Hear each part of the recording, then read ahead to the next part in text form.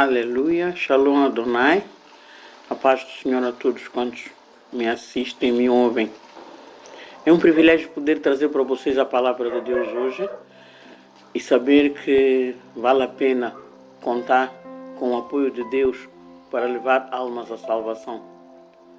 Hoje quero falar sobre um assunto muito importante que muitos de nós desleixamos ou pensamos não ser importante, é a questão do fundamento. A Bíblia, em Salmos, capítulo 11, versículo 3, diz assim a palavra do Senhor. Salmos, capítulo 11, versículo 3. Se os fundamentos estão destruídos, que pode o justo fazer? Primeiro é importante nós conhecermos por que esta questão de fundamento tem que ser tratada com cuidado e nos seus detalhes.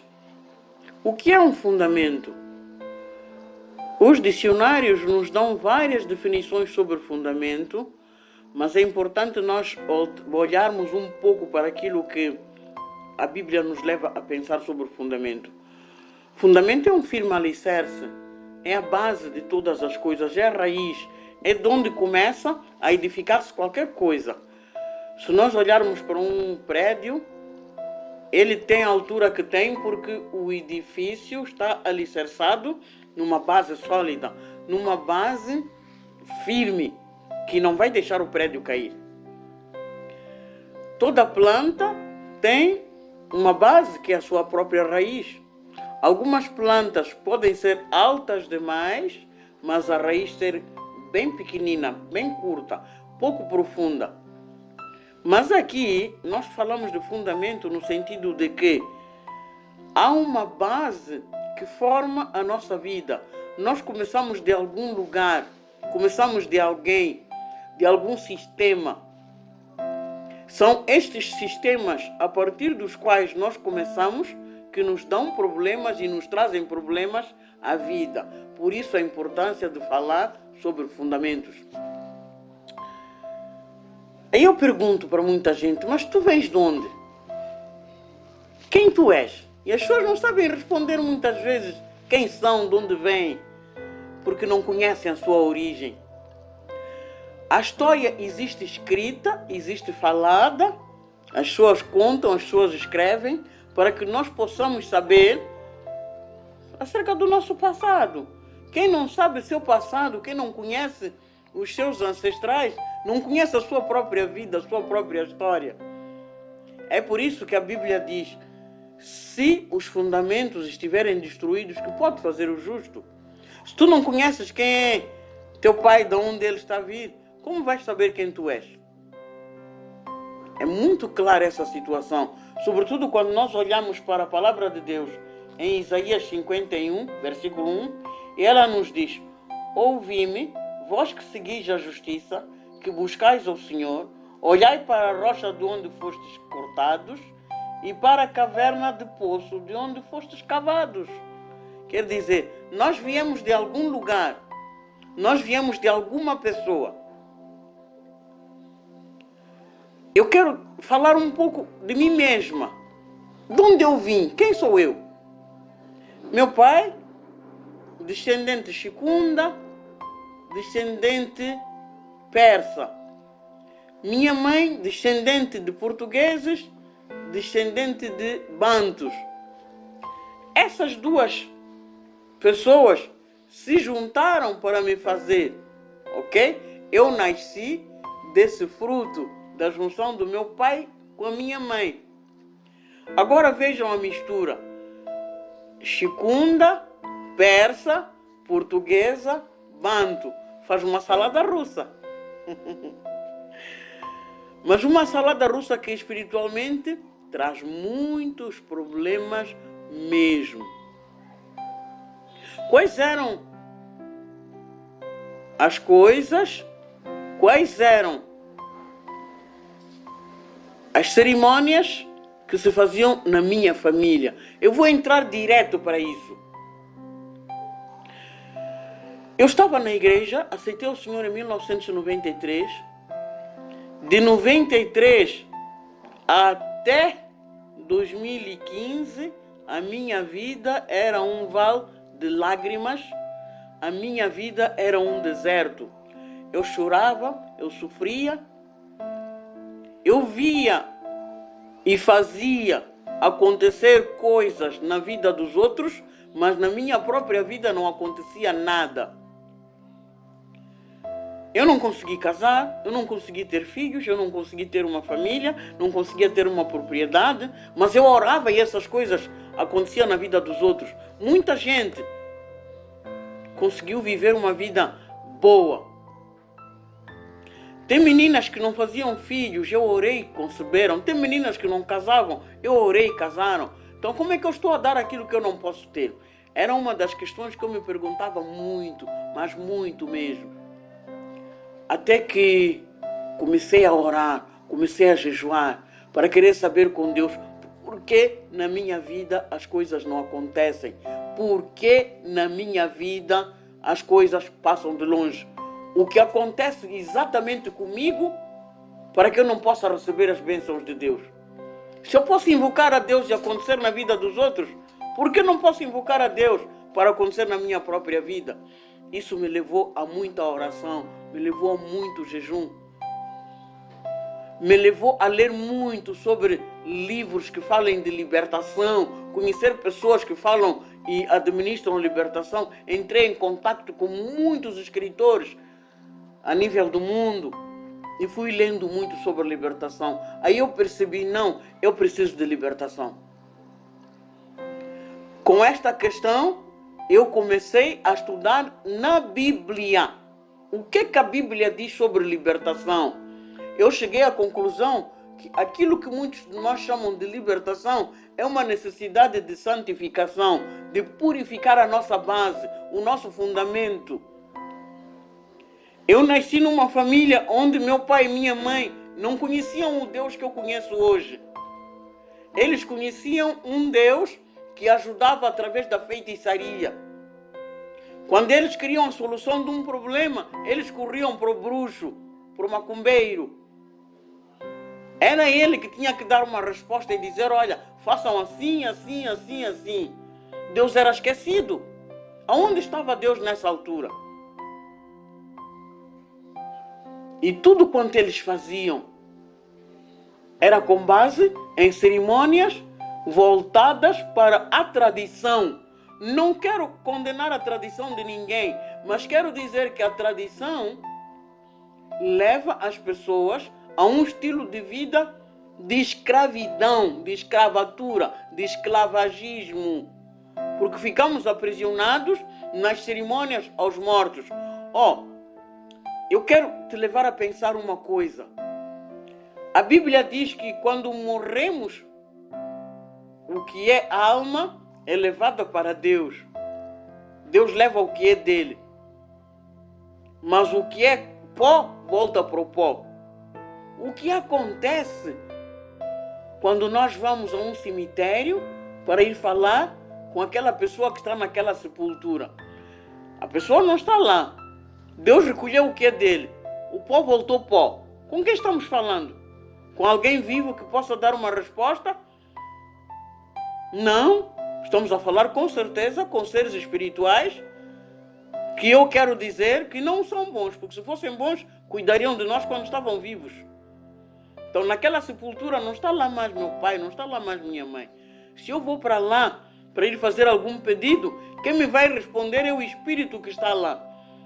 Se o espírito que está lá não é um espírito santificado ou um espírito que glorifica a Deus, eu estou a lidar com forças espirituais do mal, das trevas, que me vão levar a um nível de vida de condenação. Agora, vamos voltar para aquilo que os nossos antepassados faziam, para aquilo que os nossos pais faziam. Eles invocavam os mortos. Tem algum morto que pode levar alguém à salvação? Que pode dar algum tipo de resposta? Não. São os demônios que estão lá, que estão a levar alguém para o abismo. Então, qual é o fundamento de uma família que invoca mortos? É um fundamento de idolatria. Quando a Bíblia diz, não invoqueis outros deuses. Qual é o fundamento que eu estou a estabelecer? Falando nessa questão de fundamento, existe uma base que nos sustenta espiritualmente a partir da família, a partir dos nossos ancestrais. Quando nós vamos ler a Bíblia em Levíticos capítulo 17, nós compreendemos que a Bíblia está no sangue, que a vida está no sangue. E havia uma recomendação muito particularizada, muito detalhada sobre o que fazer com o sangue. Mas quando nós vamos pegar na Bíblia e ver o que diz a palavra de Deus em Hebreus, nós acabamos percebendo que, quando os nossos ancestrais faziam todas as coisas, nós fizemos com eles. Ok? Nós fizemos com eles. Estávamos aonde? Leiam em casa, os que podem nos assistir, leiam em casa a palavra de Deus em Hebreus capítulo 7, a partir do versículo 4 ao versículo 10. Vocês vão perceber que tudo que os nossos ancestrais fizeram conosco. A Bíblia diz que nós estávamos no corpo deles. Quando eles foram ao feiticeiro, nós fomos com eles. Quando eles foram matar, nós matamos com eles. Quando eles roubaram, nós roubamos com eles. Estávamos no corpo deles. Éramos uma pessoa que estava lá. É por isso que Eclesiastes, capítulo 3, versículo 15, diz que Deus vai nos julgar por aquilo que já passou. Nada do que nós estamos a viver é novidade. Nós estamos a viver o que já foi vivido. Na história não existe nada que seja novo. Tudo já foi feito, tudo já foi vivido por alguém. Sobretudo quando lidamos com questões ligadas ao fundamento. Estamos a repetir histórias de alguém. Se a tua mãe era prostituta, para um pouco e olha para o tipo de vida que tu estás a levar. Se a tua mãe era curandeira, com facilidade vais ouvir as pessoas a dizerem: tu tens que ser curandeira. Há poucos dias estava a lidar com uma menina e ela dizia assim: mãe, eu estou preocupada porque me dizem que eu tenho que ser curandeira. Mas quem te disse que tens que ser curandeira? É minha avó. Está onde a tua avó? Está lá na Manhissa. Ela diz que eu tenho que ser curandeira. Veio da Manhissa para Maputo para me dizer que eu tenho que ser curandeira. Eu disse: puxa, qual é a base que a tua avó tem? Não, é porque ela também é curandeira. Minha mãe não pode ser curandeira, mas eu tenho que ser curandeira. São coisas ligadas ao fundamento. É uma questão que já está a vir de gerações. Os primogênitos têm que ser bruxos. Então, isso é uma questão que ninguém vai conseguir parar se não for em Cristo. Porque quando nós estamos em Cristo, o nosso fundamento é Cristo. É a pedra angular, a pedra da esquina. Só Jesus pode livrar as pessoas daquilo que são suas raízes, seu fundamento, sua origem. Viemos de algum lugar, de algum poço de onde fomos cavados, de alguma pedra de onde fomos cortados. Ninguém veio por acaso, ninguém surgiu porque tinha que surgir. Todos nós estamos na terra, vivemos no mundo, porque somos descendentes de alguém. Então, se somos descendentes de alguém, herdamos alguma coisa dessas pessoas. O que foi que nós herdamos? Se o teu pai era cristão, aleluia. Mas que tipo de cristão era? Que depois de voltar da missa, depois de voltar do culto, depois de voltar da igreja, primeiro tinha que entrar na palhota para conversar com uma serpente. Então, já há um problema aqui. O fundamento não é Cristo. É a serpente que está na palhota. Ou tem que voltar, porque todos os meus filhos têm que ser entregues naquela palhota. Tem que ser apresentados àquele vovô que está naquela palhota. Porque depois é eleito alguém que tem que ir cuidar da palhota para varrer, para pôr comida, para acender o fogo ou a vela no final do dia. Então, quem é o Deus desta família? É aquele espírito que está naquela palhota. Essa é a base, esse é o fundamento. Agora, a Bíblia nos diz que todo fundamento alicerçado sobre a areia, quando as tempestades vêm, esse fundamento vai desabar. A rocha é Cristo. Só quem está em Cristo vai prevalecer. É por isso que quando a vida vem com seus desafios, nós nos demos mal. A partir do fundamento tem muita coisa que nós vamos ver. Vamos conversar. Hoje estou falando um pouco, introduzindo sobre a questão de fundamento. Mas tem muita coisa que acompanha o fundamento, que faz com que as pessoas fiquem alicerçadas naquele sistema montado por palavras, por cerimônias e por rituais que te levam a um tipo de vida condicionado. Há fundamentos que dizem aqui na família ninguém pode casar, aqui na família ninguém pode trabalhar, aqui na família não se estuda. Todas as mulheres que forem para a casa de alguém hão de voltar para aqui.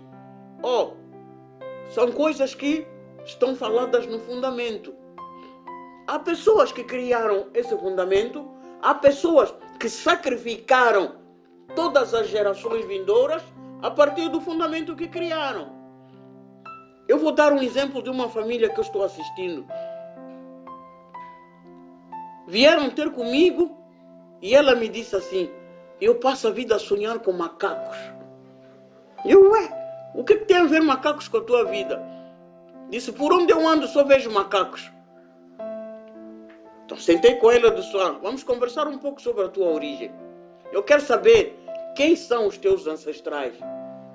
Enquanto conversávamos, ela acabou dizendo, depois de um bom tempo de conversa, porque eu depois pedi ela para conversar com o pai, com a mãe, para ir saber algumas coisas com a família. Depois de um tempo ela vem dizer para mim: olha, eu fiquei a saber que o significado do meu nome e da família é macaco. Ok? Então, o nome dela já estava a colocar um fundamento para a família. Eu perguntei: mas por que esse nome foi dado de macaco? Disse: olha, o nosso nome nem era esse. Nos deram este nome a partir de um incidente que aconteceu na família. Ou seja, foi colocado um fundamento naquela família a partir de uma circunstância que deu nome ao fundamento da família. A partir dali, a família começou a viver controlada pelo espírito de macaco. Agora, todas as mulheres daquela família têm como marido espiritual um macaco. Não vão casar as meninas, porque o marido é macaco. Quando um noivo aparece, o que o macaco faz? Macacada. Tanta macacada que o casamento não vai sair. Eu estava num chapa, num machibombo, estava uma senhora pedindo socorro. Disse: eu tenho medo de ir para casa. Eu olhei para ela e disse: meu Deus, o que é que está acontecendo com essa senhora? Aí ela me diz: quando eu chego a casa, tenho medo de entrar no meu quarto, porque vejo gato por todos os lados. E quando eu vou dormir, sexualmente quem me usa é um macaco. Tinha muita gente à volta, tive que ser cuidadosa com preservar a imagem dela, não é? Era alguma coisa que lhe doía. Ela estava a desabafar num machibombo porque estava em condição aflitiva. Aí eu tive que tirar um tempo, conversar com ela para saber como é que essa história de gato começou na tua vida. É fundamento. Alguém dos ancestrais foi fazer um tipo de tratamento aonde as mulheres foram entregues para o espírito do gato. Agora eu pergunto: estás com problemas porque não consegues casar? Estás com problemas porque não consegues emprego? Estás com problemas porque não consegues dar à luz? Estás com problemas porque não te promovem? Estás com problemas porque és rejeitado? Estás com problemas. Qual é a origem do teu problema? Como é que começou o teu problema? Se não conheces a história da tua família, hoje eu te aconselho: vai sentar com as pessoas que te possam dar conhecimento da história da tua família. Há alguma coisa que foi feita que te vai impedir de entrar em alguma dessas bênçãos. E até te impedir de ser abençoado por Deus. Porque o fundamento ainda não é Cristo. Esse fundamento não é Cristo. É alguma coisa. Ou serpente, ou macaco, ou gato. Agora, se esse é o fundamento, estás à espera de Deus alguma bênção? Não, esquece. Deus não te vai abençoar. Vais precisar lidar com o teu fundamento para sair disso. Então, hoje eu quero te levar à reflexão. Reflete. De onde tu estás a vir? Aquilo que o teu pai é, tu és. Aquilo que a tua mãe é, tu és. Aonde passou o teu ancestral, aonde passou teu avô, teu bisavô, teu tataravô, tu estavas com ele. Há coisas que te condenam. Tu carregas dentro de ti coisas que te condenam, coisas que te afastam de Deus. Não me digas a mim que eu aceitei Jesus e está tudo pronto. Não. Repara que uma pessoa, quando aceita Cristo, não é no mesmo dia que as coisas saem.